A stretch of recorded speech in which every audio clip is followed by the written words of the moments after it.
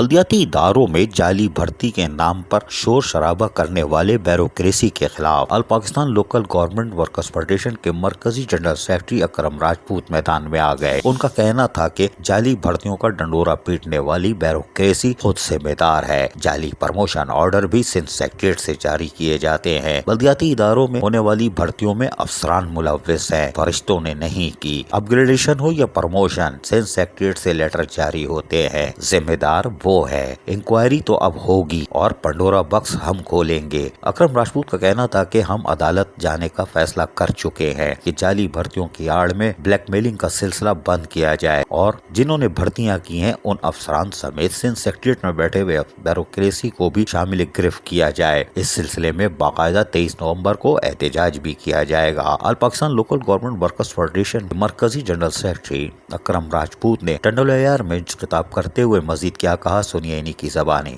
Suspend کریں، ان کے خلاف انکوائری کریں کہ انہوں نے بغیر تحقیق کے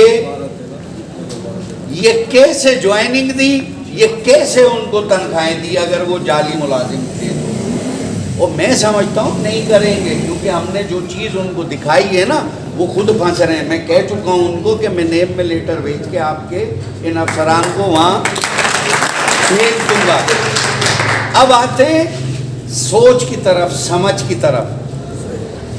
میں نے جیسا کہا کہ اگر بہت سارے لوگ فرض کر لیں میں بہت زیادہ پڑھا لکھا آدمی ہوں،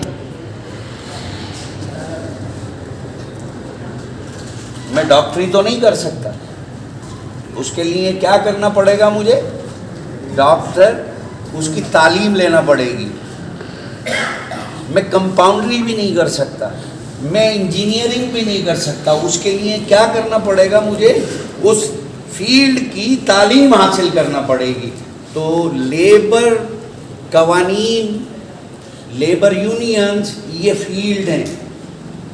تو جو دوست اس سلسلے میں اپنے اپنے تحفظات کا اظہار کر رہے ہیں سوشل میڈیا پہ کہ گئے تھے آن لائن کرانے، ٹریجری سے تنخواہ اور انکوائری اور ویریفیکیشن کا لیٹر لے آئے، تو میں ان کی اطلاع کے لیے اور آپ دوستوں کو بھی بتا دوں کہ یہ وہ ایک تصویر کا رخ ہے جو ان کے ذہن میں اور وہ لوگ اس کو بیان کر رہے ہیں۔